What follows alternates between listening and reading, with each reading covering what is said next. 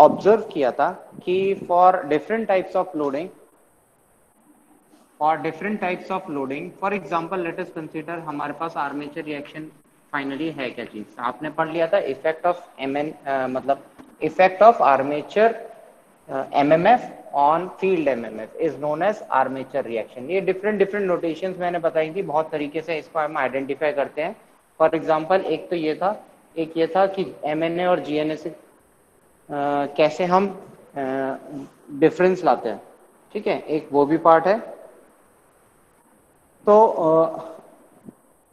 Various बहुत सारी terms हैं, बहुत सारी इक्वेशंस हैं, बहुत सारी डेफिनेशंस हैं, लेकिन अल्टीमेटली आपको समझना क्या है, the flux variations with respect to load. यहाँ पे एसी मशीन में तो हमने देखा था for lagging load, lagging load हमारे पास क्या आता है, जो आर्मेचर रिएक्शन आता है वो आता है हमारे पास डीमैग्नेटाइजिंग नेचर, ठीक है, मैं शॉर्ट फॉर्म में लिख रहा हूं डीमैग्नेटाइजिंग आर्मेचर रिएक्शन। लेकिन जब हमारे पास यही लैगिंग से यूनिटी लोड बनता है, यूनिटी लोड के केस में ये बनता है cross magnetising armature reaction. What is demagnetising, अगर मेरा मेन फ्लक्स इस नेचर का है and armature flux opposite nature का डेवलप हो जाता है, ठीक है, यानी अपोजिट चीज डेवलप हो गई, तो ये क्या कर रहा है, मेन फ्लक्स को वीक कर रहा है। तो जब ये मेन फ्लक्स को वीक कर रहा है तो इसका मतलब क्या है, डीमैग्नेटाइज कर रहा है कोर को, उतनी लेवल से वो डीमैग्नेटाइज कर रहा है। सिमिलरली क्रॉस मैग्नेटाइजेशन में क्या है, आपका ये नॉर्मल फ्लक्स होता है, या तो क्रॉस मैग्नेटाइजेशन में ये इफेक्ट ऑब्जर्व होगा या ये इफेक्ट ऑब्जर्व होगा, ठीक है, दो इफेक्ट ऑब्जर्व हो सकते हैं, बट प्राइमरली जो इफेक्ट आपको ऑब्जर्व होता है that is always and always in negative, मतलब डाउनवर्ड डायरेक्शन, ठीक है, हमेशा जो लैगिंग इफेक्ट होता है वो हमेशा डाउनवर्ड डायरेक्शन में मिलता है। तो इस टाइप का कुछ इफेक्ट नजर आएगा। इसके बाद हमारे पास केस आता है लीडिंग का, ठीक है, लीडिंग पावर फैक्टर्स। तो लीडिंग पावर फैक्टर के लिए जो इफेक्ट हमें ऑब्जर्व होगा that is armature reaction is magnetising, यानी कि ये आपका अगर मेन फ्लक्स है तो इस फ्लक्स के साथ वो एडअप हो जाता है। तो जितना फ्लक्स आपको बनाना है कोर में उससे ज्यादा फ्लक्स डेवलप हो जाता है। As a result it enhances my voltage also, ठीक है। तो अब हमने क्या ऑब्जर्व किया, हमें थोड़ा सा फ्लक्स बनाना था, थोड़ा सा वोल्टेज देना था एंड ज्यादा फ्लक्स डेवलप हो जाना था इन केस ऑफ लीडिंग। तो specially talking about leading case में जो हमें आर्मेचर रिएक्शन मिला है it is of such kind कि वो हमारा मैग्नीट्यूड को बढ़ा देता है, ठीक है, एंड जैसे ही मेरा मैग्नीट्यूड बढ़ जाता है मुझे एडवांटेजेस मिलने लगते हैं, ठीक है। अब तक आपने हमेशा यही पढ़ा है कि आर्मेचर रिएक्शन इज ऑलवेज मतलब of demagnetising in nature and cross magnet, मतलब हम बैड इफेक्ट्स के साथ हमारा आर्मेचर रिएक्शन होता है। But talking about leading case में उल्टा होता है, थोड़ा सा वोल्टेज आपको प्रोवाइड करना है, DC voltage in the field, with respect to that आपका ज्यादा चेंजेस आ जाते हैं। सर आपकी वॉइस सर बीप कर रही है सर। ऐसा है क्या ऑल ऑफ यू, बेटा कुछ मेरा है क्या आपको? नहीं सर, नहीं हो रहा है। सब सही है नहीं सर, ऐसा तो कुछ नहीं है, ऐसा तो सर कुछ आपका नहीं क्लियर है। है आवाज।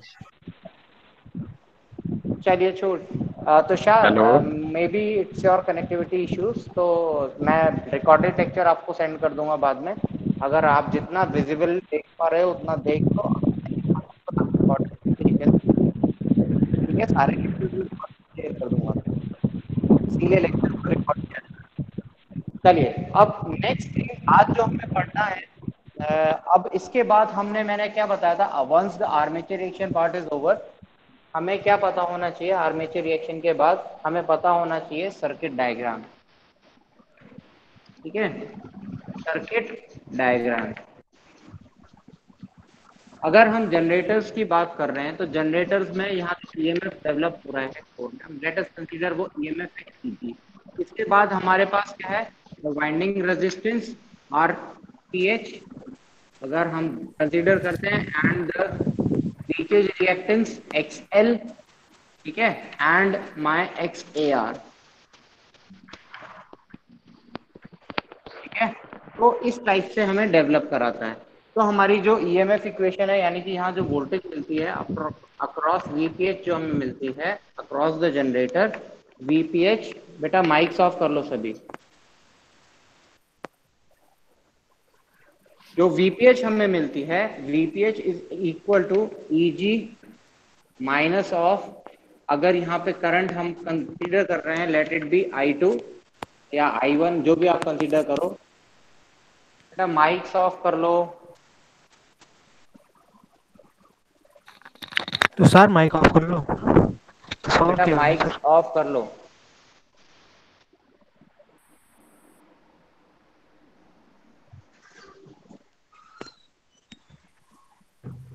ठीक है,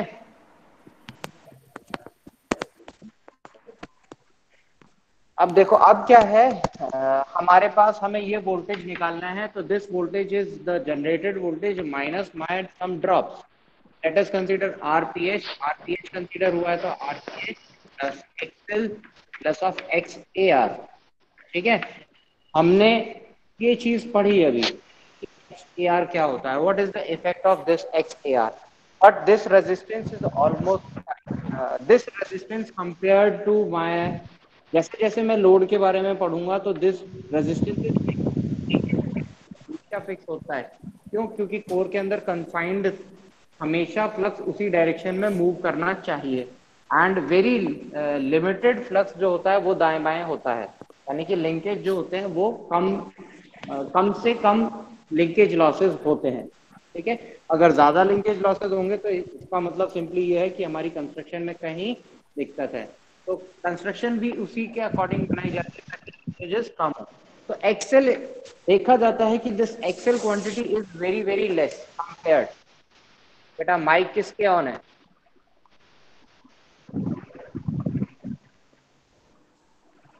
तुषार, तो सर किससे आने? तुषार माइक ऑफ करो बेटा अपना।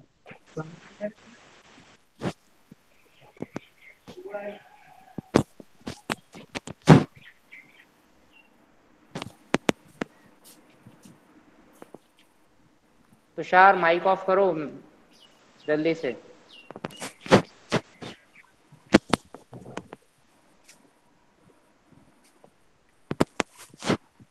चलिए ठीक है, तो वीपीएच हमने इवेलुएट करना है। एवरी केस में हम वीपीएच क्यों इवेलुएट करते हैं एक्चुअल में? तो अब देखो जैसे जैसे हमारा ये करंट इंक्रीज होगा, ठीक है, this current increases when the load is being changed. अगर मैं इसके अक्रॉस कोई एक लोड लगा दूं एंड इस लोड की वैल्यू को मैं इंक्रीज करूंगा, तो इसका अल्टीमेटली मतलब क्या है, मैं इस करंट की वैल्यू को इंक्रीज करूंगा।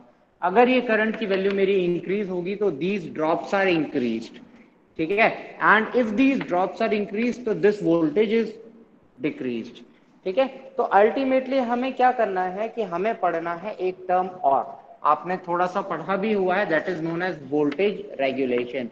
What is voltage regulation? ठीक है, वोल्टेज रेगुलेशन इज बेसिकली इस एंड पे निकाला जाता है, and the change in voltage from no load to full load is termed as voltage regulation. And voltage regulation should be minimum, ये याद रखना है। Efficiency should be maximum but voltage regulation should be minimum. क्यों? क्योंकि अगर ये voltage regulation की value ज्यादा आएगी, इसका मतलब ये है कि जैसे जैसे मैं नो लोड कंडीशन से फुल लोड कंडीशन पे जाऊंगा, वैसे वैसे मेरा जो वोल्टेज है वो बहुत तेजी से गिरेगा। तो this value voltage regulation value must be very low, ठीक है। एंड ये चीज इनडायरेक्टली कहां से इवेल्युएट होगी? ये चीज इवेल्युएट होगी यहां से, ठीक है। If this value is high, इसका मतलब क्या है, अगर ये हाई होगी तो ये these drops are increase, and if these drops are increase this value should be decrease, ठीक है। तो in order to have voltage regulation, ठीक है, तो नेक्स्ट टॉपिक जो हम पढ़ेंगे इसी के कंसर्न में, सर्किट डायग्राम के कंसर्न में, that will be voltage regulation. तो वोल्टेज रेगुलेशन हमें निकालना क्यों होता है?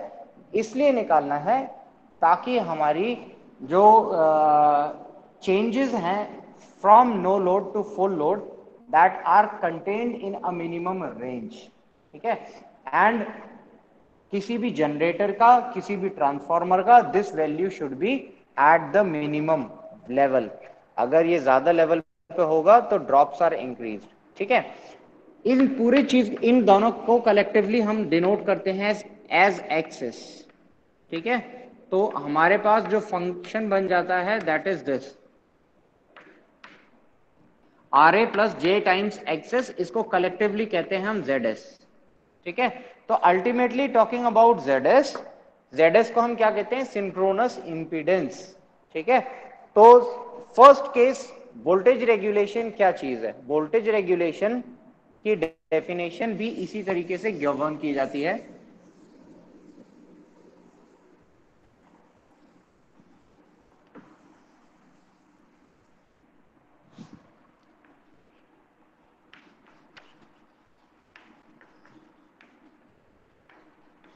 वोल्टेज रेगुलेशन, अगर वोल्टेज रेगुलेशन वी आर की बात करें तो voltage regulation is V at no load minus V at full load upon V at full load multiplied by 100. इसको कहते हैं हम परसेंटेज वोल्टेज रेगुलेशन.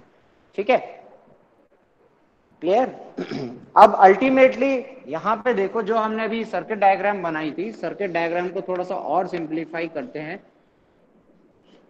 सिंपली एक रिएक्टेंस से हम डिनोट कर देते हैं. Let this be J times XS and this be R A, this be E G and let this be V. ठीक है, और वी एल. ठीक है, अब जब हम बात कर रहे हैं वी एट नो लोड की, नो लोड का मतलब क्या है? यहां पे कोई भी करंट नहीं होगा. I2 या I is equal to I L is equal to 0. Since I L is equal to 0, तो यहां पे ड्रॉप्स नहीं हो रहे होंगे. ठीक है, at times V no load is oftenly referred as E G also. तो E G minus full load को हम रिप्रेजेंट करते हैं एज वी एल से अपॉन वी एल या 100.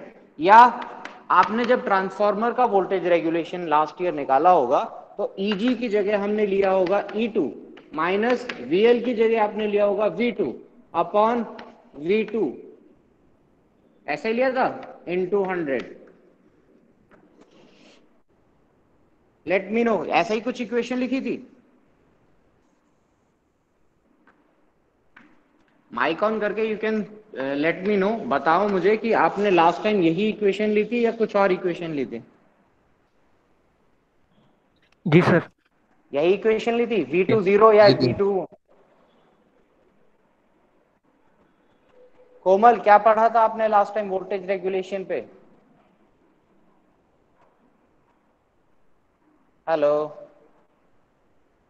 यही थी सर, यही थी इक्वेशन. शायद ये नहीं थी बेटा, यही थी कंफर्म सर, करके बोलो. यही नहीं थी थी सर, सर, यही ये थी. नहीं थी. यही थी ना? V2 नॉट भी हो सकता है, V2 0 भी हो सकता ये है. Sir B2 not.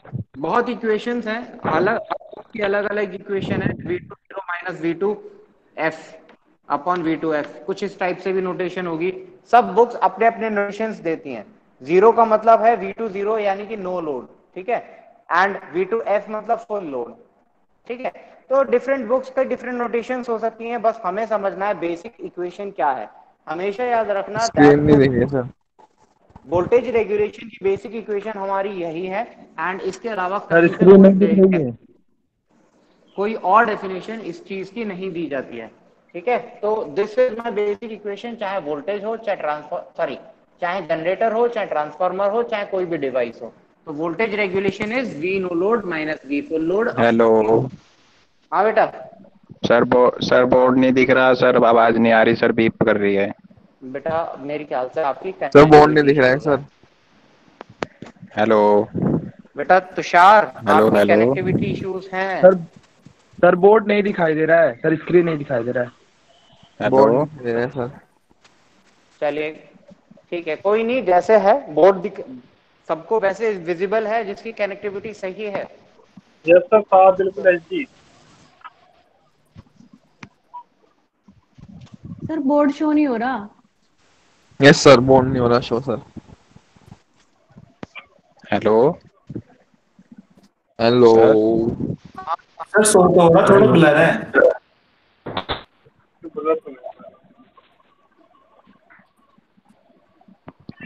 Hello sir, P P P P हो आपको रही है सर, छाया? पी।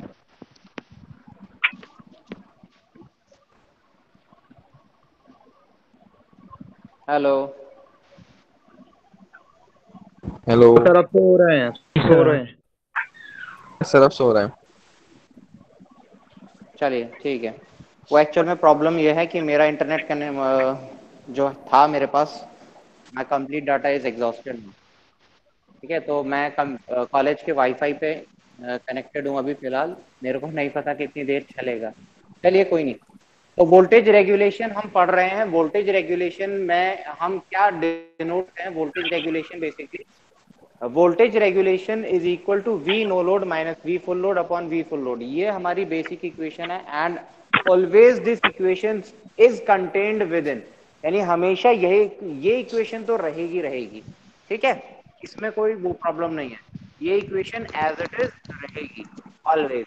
तो वोल्टेज रेगुलेशन इवेल्युएट करने के लिए हमारे पास, किसी भी मशीन का वोल्टेज रेगुलेशन इवेल्युएट करने के लिए ultimately V no load minus, यानी हम कर क्या रहे हैं?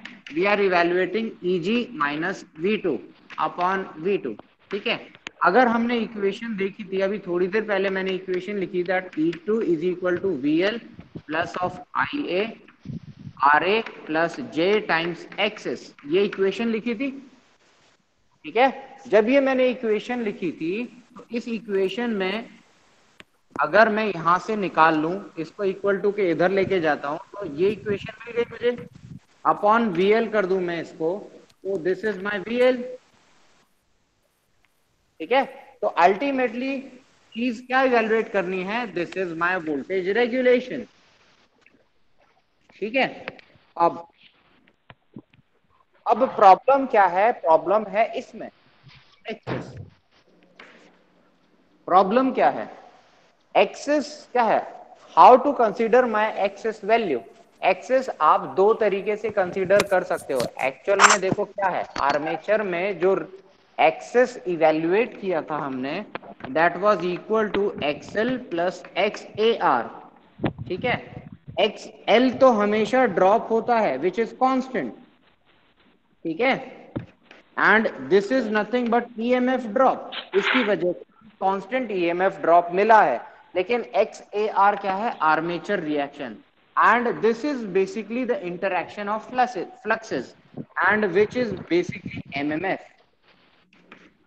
ठीक है, अब हमारे पास कन्फ्लिक्ट आता है। कन्फ्लिक्ट क्या आता है कि एक्सेस को हम क्या कंसीडर करें, whether to consider it as an EMF or whether to consider it as an MMF। ठीक है, ये हमारे पास कन्फ्लिक्ट आता है। तो अब इस कन्फ्लिक्ट को हम कैसे एक्सप्लेन करते हैं? वो ऐसे है कि हमने अब डिफरेंट मेथड्स बनाए फॉर एक्सप्लेनिंग वोल्टेज रेगुलेशन। ठीक है, तो वोल्टेज रेगुलेशन को एक्सप्लेन करने के लिए हमने क्या किया? डिफरेंट डिफरेंट मेथड्स बनाए। पहला मेथड हमने जो बनाया that is known as EMF method. ठीक है, ईएमएफ मेथड में हमने ये कंसीडर किया that XS is completely dependent on EMF drop.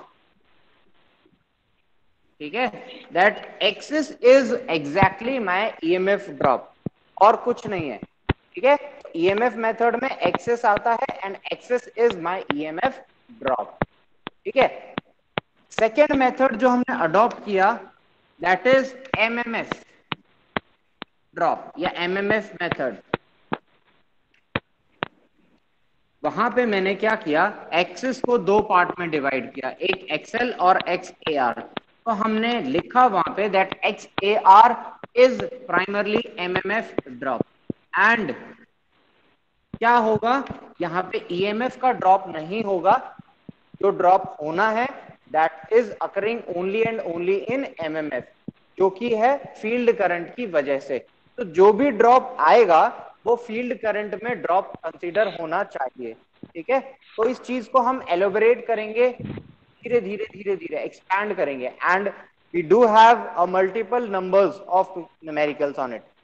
अब इसके बाद थर्ड मेथड, इन्होंने चलो ये भी ठीक है, ये भी कह दिया, लेकिन XAR नहीं कंसीडर, सॉरी इन्होंने XAR नहीं कंसीडर किया, इन्होंने XS कंसीडर किया। ठीक है, याद रखना, इन्होंने complete reactance was referred to as MMF drop, लेकिन हमारे पास एक्सेस में क्या था, EMF ड्रॉप भी था और MMF ड्रॉप भी था। तो इसके बाद थर्ड मेथड डेवलप हुआ जिसे हम कहते हैं पोर्टियर्स triangle, पोर्टियर्स triangle method.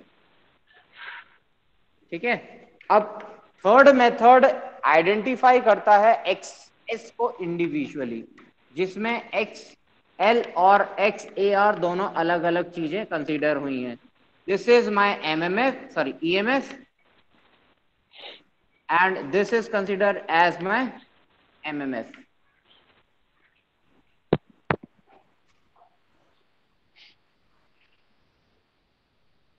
Is it visible? Last row. ठीक है, तो this is considered as my EMF drop, जबकि ये वाला हो गया मेरा MMF ड्रॉप। ठीक है, तो पोर्टियर्स ट्रायंगल मेथड, ये थर्ड जो मेथड है, this is the most accurate method for evaluation of voltage regulation. But आपके यूनिवर्सिटी में केवल इसकी थ्योरी पार्ट आती है, न्यूमेरिकल्स केवल 1 या 2 बार आए हुए हैं पोर्टियर्स ट्रायंगल मेथड पे। ठीक है, which is very rare, exactly talking about very rare. तो इसमें हम न्यूमेरिकल्स करेंगे लेकिन बहुत लिमिटेड करेंगे। ज्यादातर हम जो न्यूमेरिकल करेंगे वो है EMF as well as MMF methods. ठीक है, ज्यादातर हम उसी पे रिलाय करेंगे हर बार।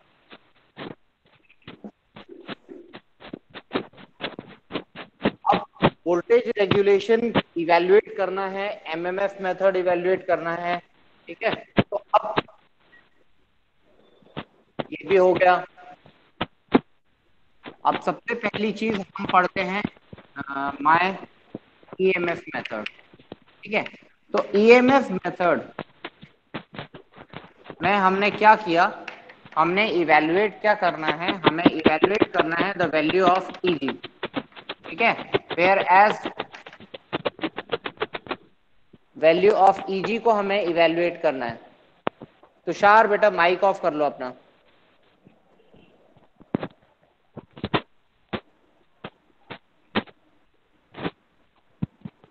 तुषार माइक ऑफ करो बेटा।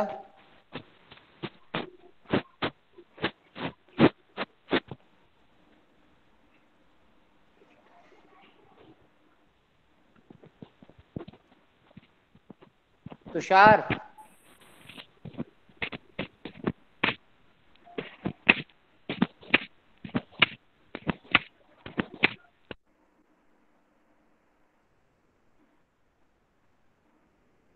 चलिए, ठीक है, तो EMF मेथड में क्या हुआ, EG हमें इवैल्यूएट करना है। ठीक है, VL हमें पता है, VL हमारी फिक्स्ड वोल्टेज होगी, EG हमें इवैल्यूएट करनी है। ठीक है, तो अब सबसे पहली चीज हमारी क्या होगी, EG भी नहीं, हमें क्या इवैल्यूएट करना है, वोल्टेज रेगुलेशन इवैल्यूएट करना है, जो कि होता है EG माइनस ऑफ V2, जो कि हम इवैल्यूएट करे थे as EA RA plus J times of XS।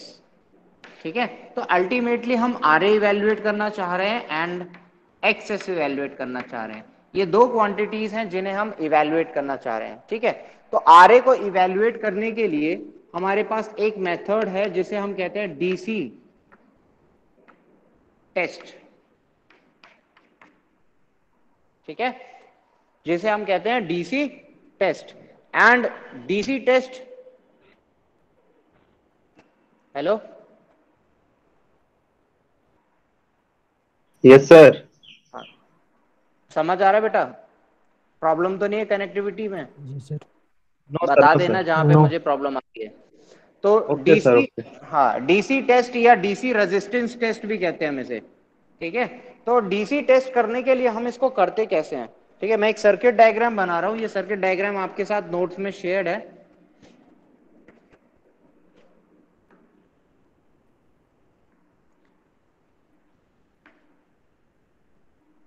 ठीक है, अभी हमने क्या किया,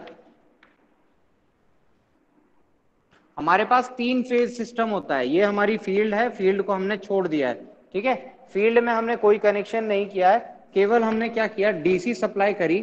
ठीक है, वेरी माइन्यूट डीसी, एंड यहाँ पे हमारे पास द आर्मेचर है। आर्मेचर में हमारे पास 3 फेज वाइंडिंग है, 1 फेज, 2 फेज, 3 फेज। मान लेते हैं this is A, this is B and this is C. तो हमने क्या किया, कोई भी 2 फेज पकड़े, since it is star connected, तो हमने 2 फेज के बीच में हमने एक डीसी वोल्टेज सप्लाई कर दिया। ठीक है, अब 2 फेज हैं तो यहाँ का रेजिस्टेंस आर ए मान लेते हैं, यहाँ का भी रेजिस्टेंस आर ए मान लेते हैं। ठीक है, यहाँ पे कुछ स्पेसिफिक अमाउंट ऑफ करंट होगा, दैट इज आईडीसी। ये जो वोल्टेज है दैट इज वीडीसी। तो अगर मैं रेशियो इवेल्युएट कर लूं वीडीसी अपॉन आईडीसी का, ठीक है, अगर मैं वीडीसी अपॉन आईडीसी इवेल्युएट कर लूं तो मुझे क्या मिल जाएगा, this will provide the resistance in the armature circuit, यानी कि इस पूरे सर्किट में कितना आर्मेचर रेजिस्टेंस है वो मुझे मिल जाएगा। ठीक है, विच इज इक्वल टू, ये कह लेते हैं हम आर डीसी इवेल्युएट हो गया, and which is equal to twice of R A. ठीक है, twice of R A evaluate हो गया, तो R A is equal to VDC upon IDC by 2। ठीक है, तो इस तरीके से हम आर ए की वैल्यू इवेल्युएट कर लेते हैं।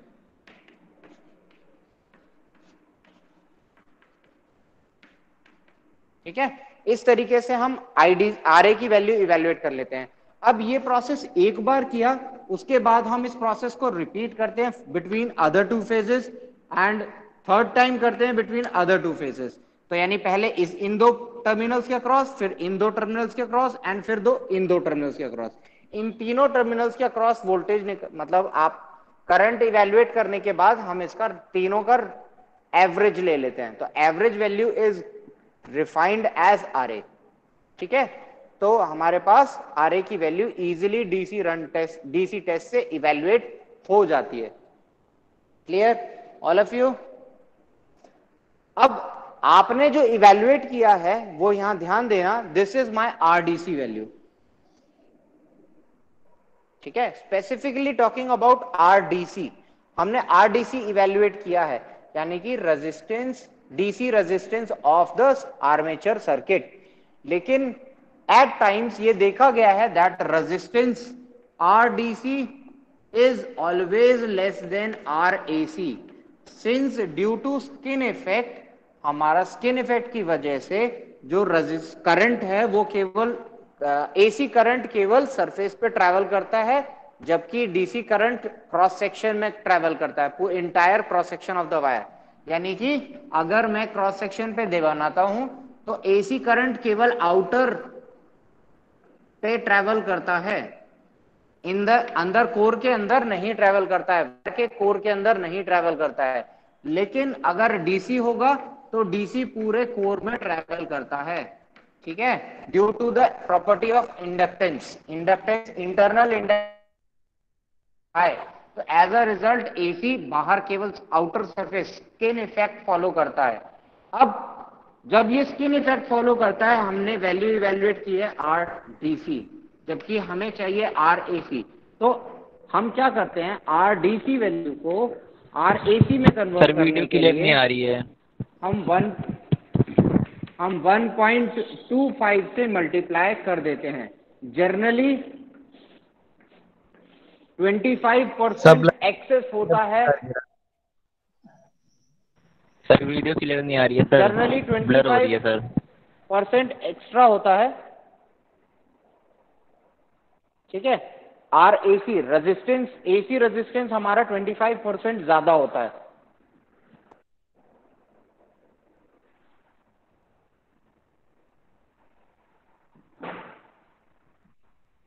देख रहा हूं बेटा मैं, I am seeing these issues. और ब्लर हो गया।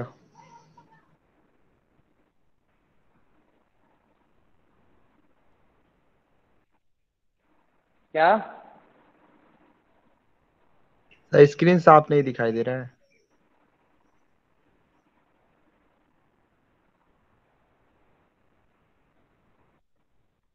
मैं देख रहा हूँ बेटा, देख रहा हूँ। मुझे लग रहा है कनेक्टिविटी इश्यूज रहेंगे।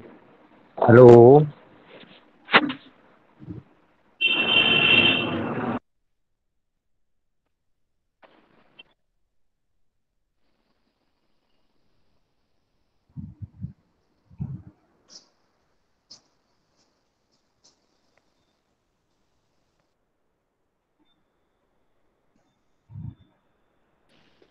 क्लियर है सर, क्लियर है। नहीं सर, क्लियर नहीं है। कुछ क्लियर हुआ? अब हो गई क्लियर सर।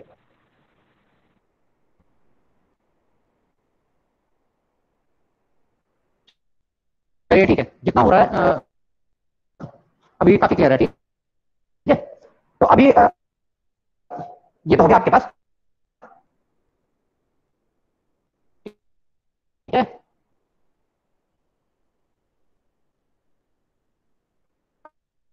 अभी जो हम आर ए सी की बात करते हैं, हम R A C is equal to 1.25 times of R D सी।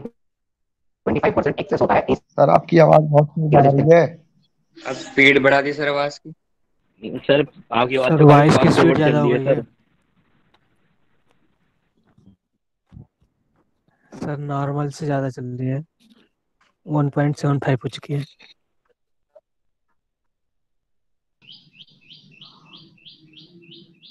अब सही है। हाँ सर अब सही है। यस सर, अब सही है। Is it clear now? Hello, अभी क्लियर है बेटा? यस सर, क्लियर है। जी सर, जी सर, क्लियर है चलिए आवाज। आगे देखते हैं, ठीक है।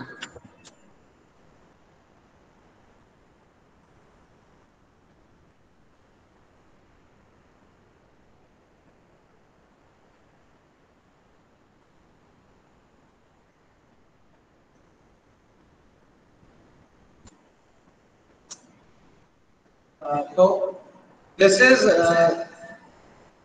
मतलब यहाँ पे हमने इवेलुएट कर लिया है।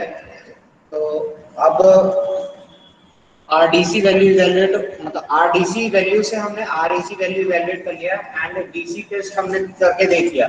तो डीसी टेस्ट करने के बाद हमें क्या मिल जाता है, जिस आरए की वैल्यू हमें मिल जाती है। ठीक है, तो आरए की वैल्यू मिलने के बाद नेक्स्ट थिंग आगे हमें क्या करना है,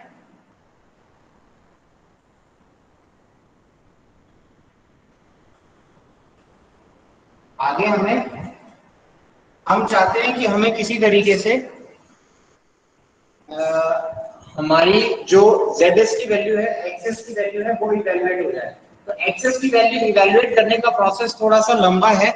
इसके लिए हम क्या करते हैं, वी नॉर्मली परफॉर्म टेस्ट। ठीक है, कौन सा टेस्ट करते हैं, ओसी and SC test.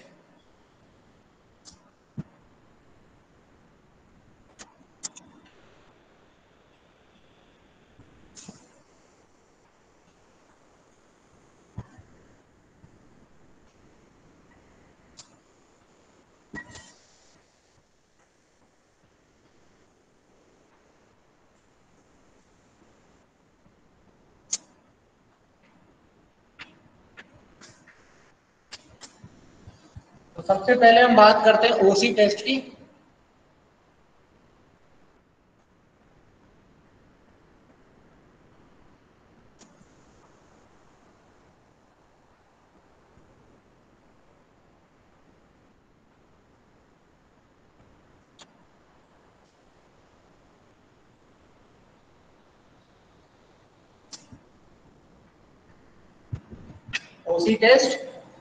OC test में करने के लिए, ओसी टेस्ट को परफॉर्म करने के लिए हम नॉर्मली हम जनरेटर को कनेक्ट करते हैं। सर आपकी आवाज़ साफ नहीं आ रही सर।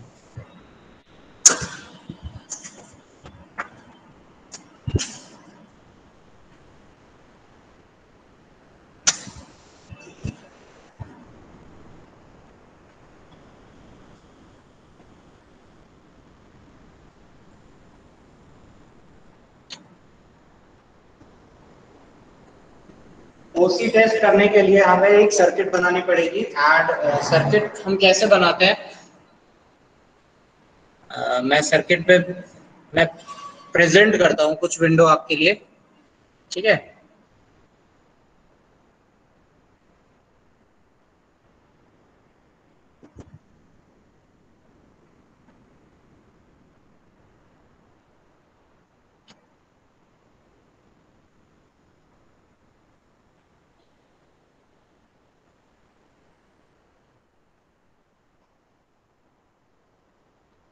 ओपन सर्किट टेस्ट आपको परफॉर्म जब करना है तो ओपन सर्किट के केस में हम क्या करते हैं, हम फील्ड वाइंडिंग को हम एक्साइट करते हैं और वेरी लो वोल्टेज पे हम एक्साइट करते हैं एंड हम ये कोशिश करते हैं कि जो हमारा ऑल्टरनेटर है वो रेटेड वोल्टेज प्रोवाइड कर रहा हो, ठीक है।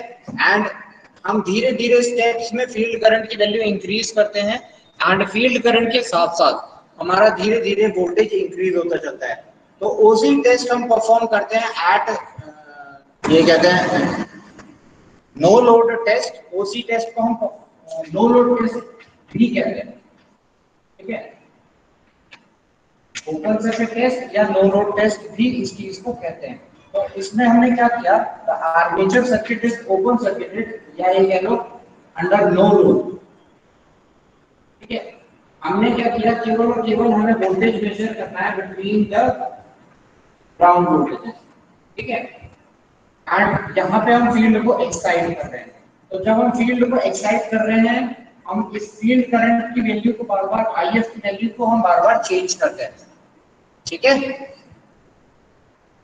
तो फील्ड करंट की वैल्यू चेंज करने से हमारा जो अल्टरनेटर है, ऑल्टरनेटर हमारा पर्टिकुलर रिस्पॉन्ड करता है, ठीक है।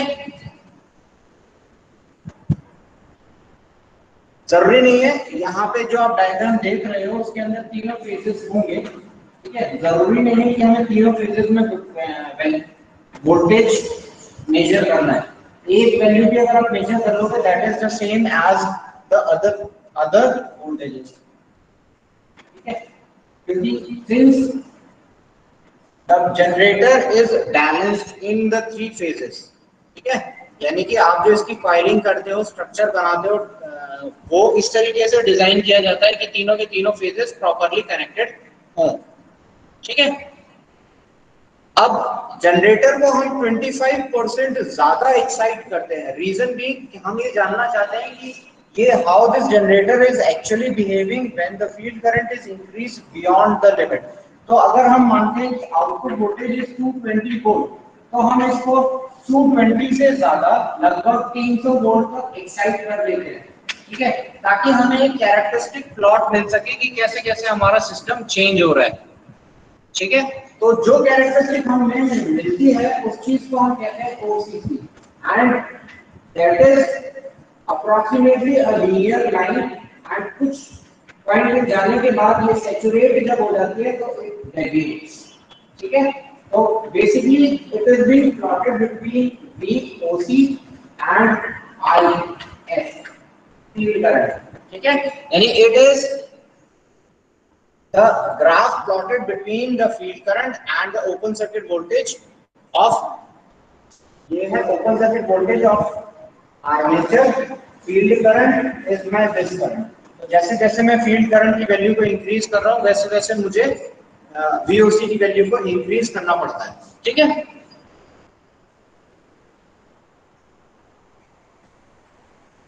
नेक्स्ट जी सर।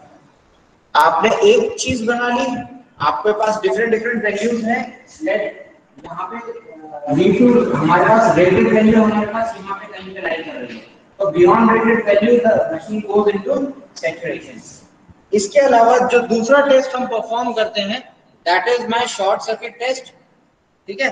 शॉर्ट सर्किट के केस में हम क्या करते हैं, these terminals are short circuited, यानी कि इनको हम क्लोज कर देते हैं, ठीक है।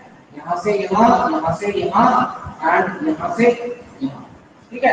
It can be short circuited to a ground और it can be short circuited to a phases, आपस में फेजेस से भी शॉर्ट सर्किट कर सकते हैं, ठीक है। एंड यहाँ पे हम मेजर कर लेते हैं इंस्टेड ऑफ करंट हमें मेजर करना है यहाँ पे voltage, sorry armature current, ampere current measure करेंगे हम यहाँ पे। जब करंट मेजर करेंगे यहाँ पे भी the same process is used. इस कैरेक्टरिस्टिक्स को हम कहते हैं OCC, ओपन सर्किट कैरेक्टरिस्टिक्स। अब शॉर्ट सर्किट टेस्ट,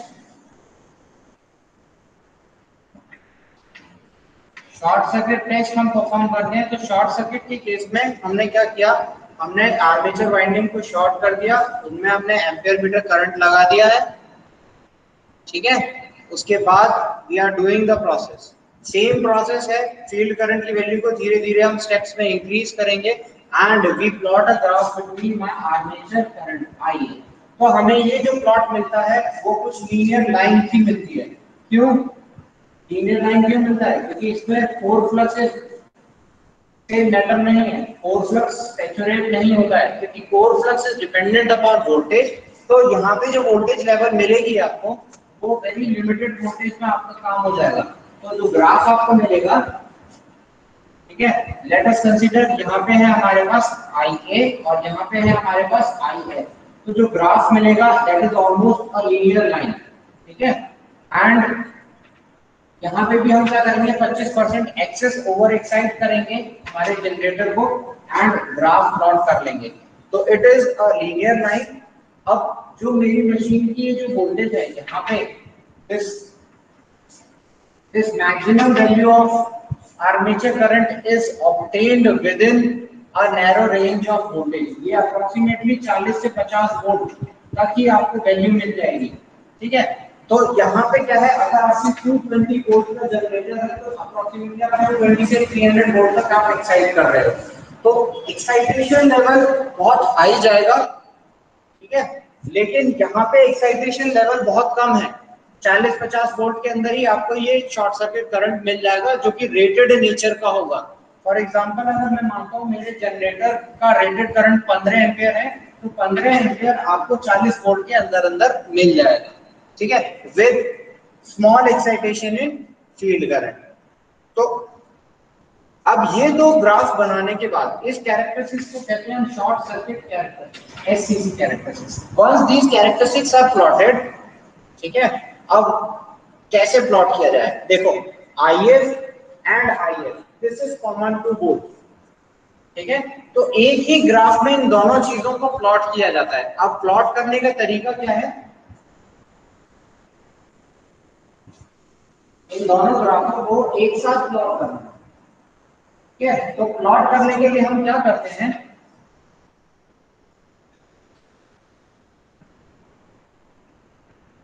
एक एंड दो, तो यहाँ पे हम प्लॉट कर लेते हैं VOC एंड यहाँ पे हम प्लॉट कर लेते हैं IF एंड यहाँ पे हम प्लॉट करते हैं SIA, ठीक है।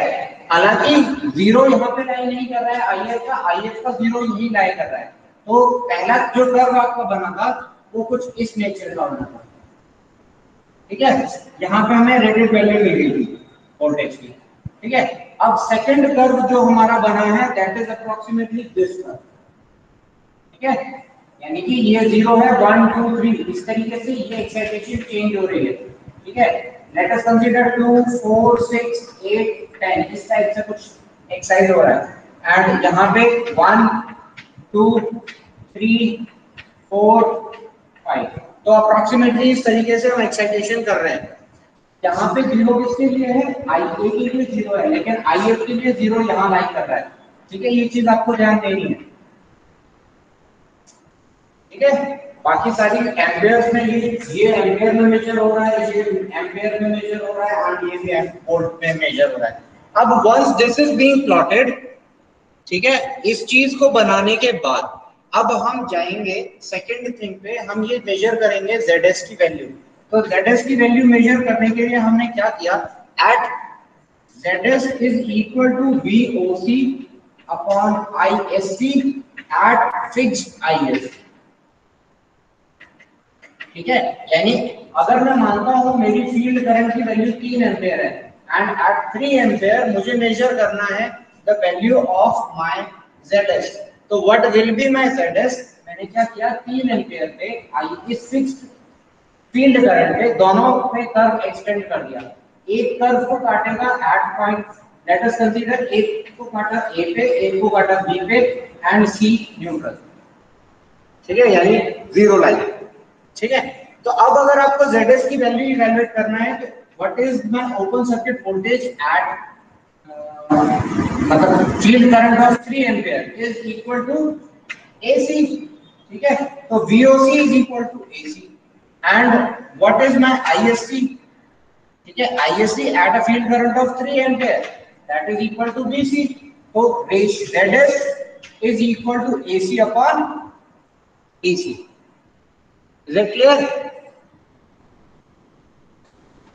क्लियर हुआ कुछ? जी सर। ठीक है। अब बेटा मैंने ब्लूटूथ ऑफ कर दिया है तो आई डोंट थिंक सो मैं आपको सुन पा रहा हूं, ठीक है। तो जो चीजें आपको मैंने समझानी है वो ये है, ठीक है। ZS की वैल्यू आपने इवैल्यूएट कर ली by the ratio of AC upon BC। ZS value evaluate हो गया, ZS की वैल्यू हमने वहां पे वोल्टेज रेगुलेशन में डाल देंगे। तो voltage regulation by EMF method is evaluated as EG is equal to EG minus VL upon VL। VL हमें पता है क्या होता है, तो हमें EG इवैल्यूएट करना था, that was equal to VL plus of IA times of ZS, ठीक है। RS आपने DC टेस्ट से निकाला था, RA एंड XS आपने यहां से निकाल लिया, ZS निकला है यहां से आपने क्या निकाला, यहां से आपने निकाला ZS की value, this is my ZS। तो ZS आपका यहां पे मैग्नीट्यूड इवैल्यूएट हो गया ZS का, तो ZS का मैग्नीट्यूड इज इक्वल टू, अगर आपके पास ये इवैल्यूएट हो गया है, XS की वैल्यू आप निकाल सकते हो by under root of ZS square minus of RA square. तो इन फॉर्मूलेस का, बेसिक फॉर्मूले का यूज करके हम we can easily evaluate find this parameter and this as well as this। तो ये वैल्यू मैं यहाँ डाल के मुझे पता लग जाएगा what is my voltage regulation at the specified condition, यानी कि फुल लोड और हाफ लोड पे या किसी भी लोड पे अगर आपको वोल्टेज रेगुलेशन इवैल्यूएट करना है तो वो आसानी से इवैल्यूएट हो जाएगा, ठीक है।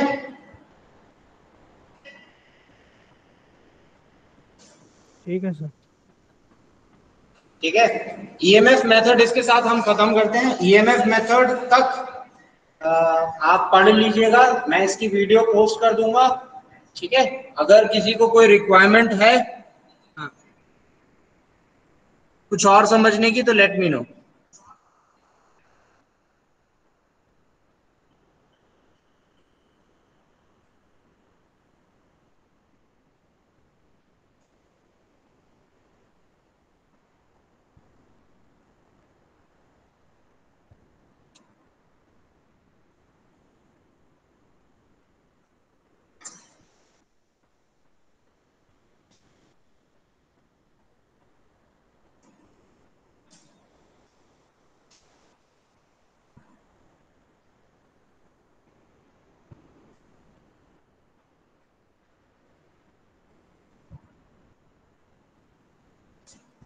Any discussions required?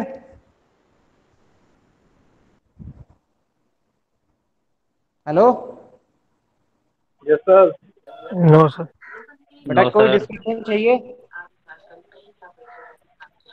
ठीक है, तो EMF मेथड इसके साथ हम खत्म करते हैं। EMF मेथड क्विज आपको एक शेयर कर रहा हूं मैं, ठीक है। तो क्विज दो क्विजेज एक साथ शेयर हुए होंगे अभी, यस सर। ठीक है।